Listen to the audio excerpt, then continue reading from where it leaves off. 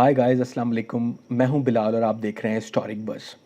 एक latest news आ रही है इंडिया और नेपाल के बॉर्डर से, जहां पे नेपालीज बॉर्डर गार्ड्स और इंडियंस के दरमियान एक क्लैश हुआ है which has resulted one dead and several injured.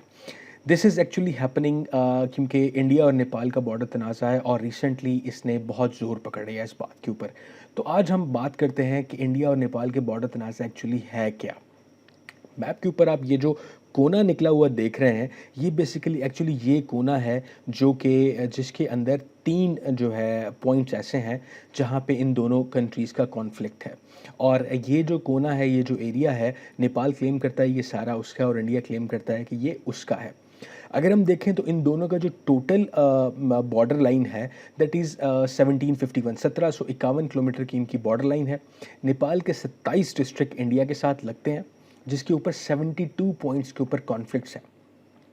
अब प्रॉब्लम जो है वो आज से नहीं है, प्रॉब्लम शुरुआत होती है जब अंग्रेज़ आए थे इंडिया के अंदर।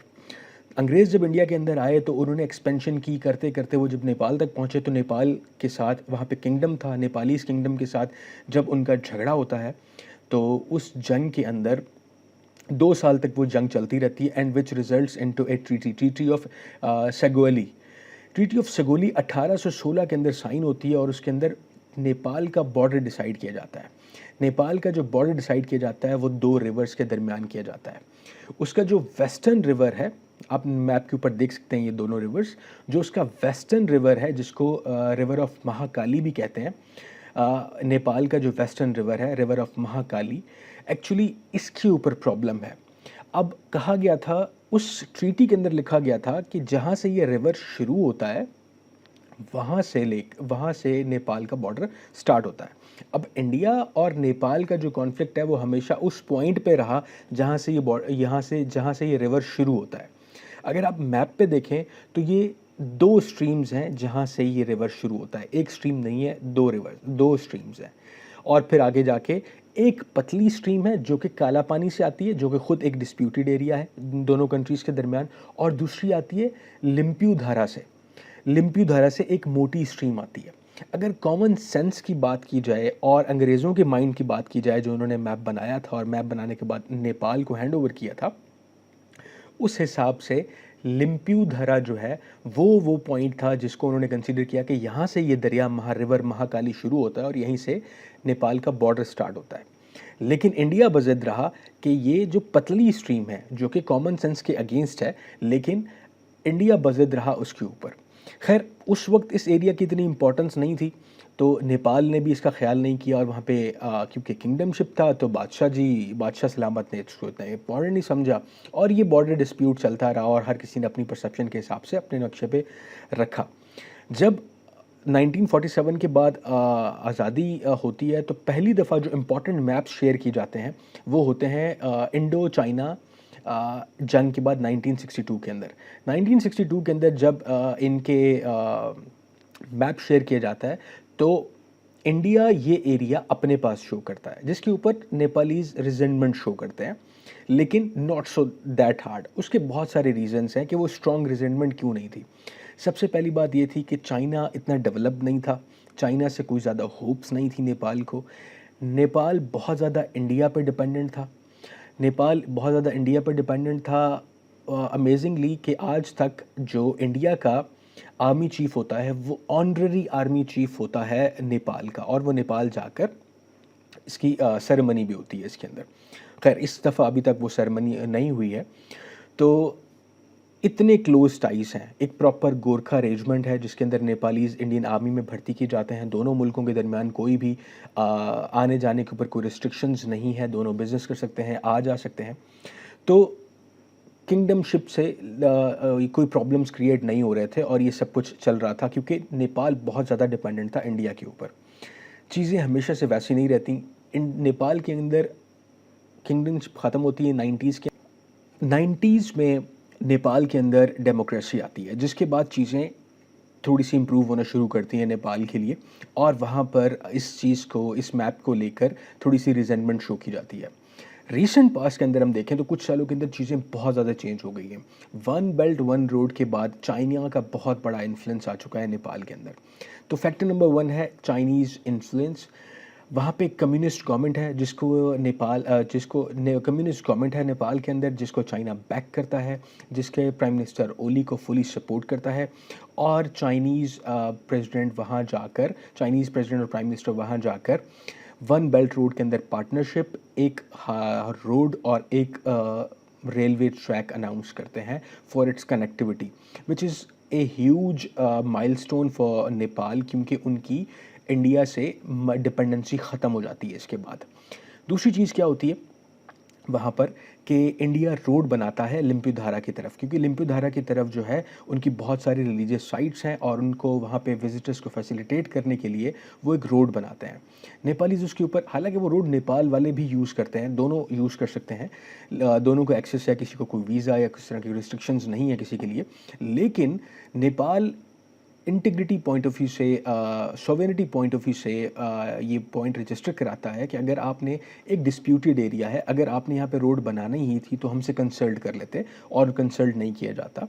तीसरा जो बड़ा पॉइंट आता है कि अभी हम देख रहे हैं कि काला, इंडिया खुद कहता था कि काला पानी वो पॉइंट है जहाँ से ये रिवर शुरू होता है, तो ये काला पानी से इंडिया का जो है नेपाल शुरू होता है, लिम्पी धारा से नहीं। तो इट मीन्स इंडिया पहले कहता था कि काला पानी से उसका बॉर्डर स्टार्ट होता है, नेपाल का बॉर्डर स्टार्ट होता है।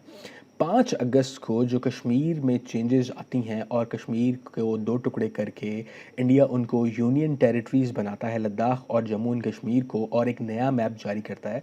उस नए मैप में वो काला पानी को दोबारा से इंडिया अपनी टेरिटरी शो करता है, जिसके बाद से ये रिजेंटमेंट बहुत ज़्यादा बढ़ जाती है, क्योंकि अब की वहाँ पे जो गवर्नमेंट है वो इसको बर्दाश्त नहीं करती, उनको चाइनीज़ बैकिंग है। और तीसरा बहुत बड़ा इंपॉर्टेंट फैक्टर है जिसको हम जियोपॉलिटिकली पूरी वर्ल्ड के साथ कनेक्ट कर सकते हैं, वो है इंक्रीजिंग नेशनलिज्म।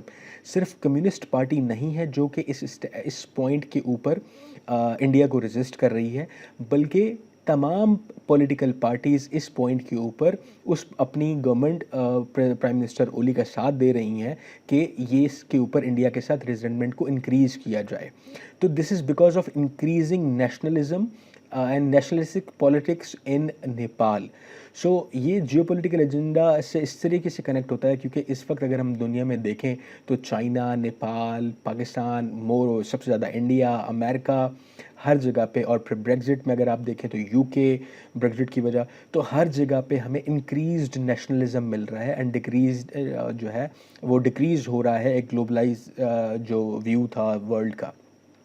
तो नेशनलिज्म इंक्रीज़ हो रहा है, तो नेशनलिज्म बहुत ज़्यादा इंक्रीज़ हुआ, जिसकी वजह से ये इतनी सारी रिजेंटमेंट्स क्रिएट हुई। और नेपाल ने अपना एक नया मैप इशू किया, जिसके अंदर वो लिम्पी धारा तक उन्होंने शो किया कि ये हमारा एरिया है। उसके बाद बहुत ज़्यादा प्रॉब्लम्स क्रिएट होते रहे and it is coming up to this point के फायरिंग तक हो गई है, और there been reported casualties as well. So ये था जो है मैप का प्रॉब्लम इंडिया और नेपाल का, और Nepal isn't more into India's शिकंजा। तो अगर हम बात करें कि इस कॉन्फ्लिक्ट की और इंक्रीजिंग इंडिया नेपाल हॉस्टिलिटी की, बॉर्डर की वजह से जो हॉस्टिलिटी है उसकी वजह से रिपरकशंस क्या होंगे, अगर हम उनके ऊपर बात करें तो सबसे पहला है कि बहुत ज़्यादा पानी आता है, रिवर्स फ्लो करते हैं नेपाल से इंडिया की तरफ। तो अगर नेपाल हॉस्टाइल होता है तो इंडिया का वाटर इनसिक्योरिटी इंक्रीज़ होती है, क्योंकि ये जो सारा पानी है ये बेसिकली चाइना, तिब्बत से पाकिस्तान, इंडिया और नेपाल और बांग्लादेश में जाता है, और वो क्रॉस करता है, जो इंडिया में जाता है वो मेनली क्रॉस करता है नेपाल से। तो एंड तिब्बत चाइना जो है, it is also called as water tank for South Asia. तो नेपाल से होता हुआ आ जाता है। अगर नेपाल इस पानी को रोकने की कोशिश करता है तो वाटर इनसिक्योरिटी इंक्रीज़ होती है इंडिया की। नंबर 1। नंबर 2 है बहुत बड़ी तादाद नेपालीज़ की in form of Gorkha regiment and others, there are included in Nepalese in Indian army. तो अगर Nepalese are hurt, their sentiment is hurt, they are being hostile, तो ऑब्वियसली एक जो फौजी चंक है नेपालीज़ का इंडियन आर्मी के अंदर, उनके अंदर भी रिजेंटमेंट क्रिएट होती है और वो भी रिएक्ट कर सकते हैं। तो तीसरा है, इस टाइम जब उनका बॉर्डर बहुत ज़्यादा हॉस्टाइल है पाकिस्तान के साथ, करंटली बहुत ज़्यादा हॉस्टाइल है चाइना के साथ। उस time they can not afford to create one more hostile border where they have to put armed forces. उनका इंक्रीज्ड स्पैन ऑफ फोकस हो जाएगा मिलिट्री पॉइंट ऑफ व्यू से, और उनको फोर्सेस डिप्लॉय करनी पड़ेंगी यहाँ पे। तो ये सारे पॉइंट्स हैं, और बहुत ज़्यादा जो बिजनेसेस हैं वो इंडियंस के हैं नेपाल के अंदर, सो उनकी भी वो इजी एक्सेस और लेवरेज ख़त्म हो जाएगी नेपाल के अंदर। तो ये सारे रिpercussions हो सकते हैं इंडिया के लिए, और नेपाल के लिए भी रिpercussions हैं, और बहुत ज़्यादा रिpercussions हैं। लेकिन they being felt safe side because of China support.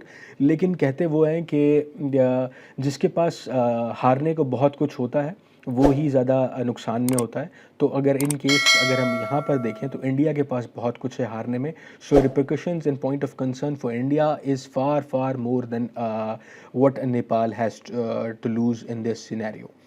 तो ये पॉइंट ऑफ व्यू है रिpercussions का। लेट्स सी व्हाट हैपन्स, और हम इसके ऊपर नज़र रखेंगे और इसके ऊपर जो फर्दर डेवलपमेंट्स हैं उनको डिस्कस करते रहेंगे। Thank you very much, Allah हाफिज़, और don't forget to subscribe, like and share this video if you like, and do tell us what you want to hear in our upcoming videos. Thank you very much.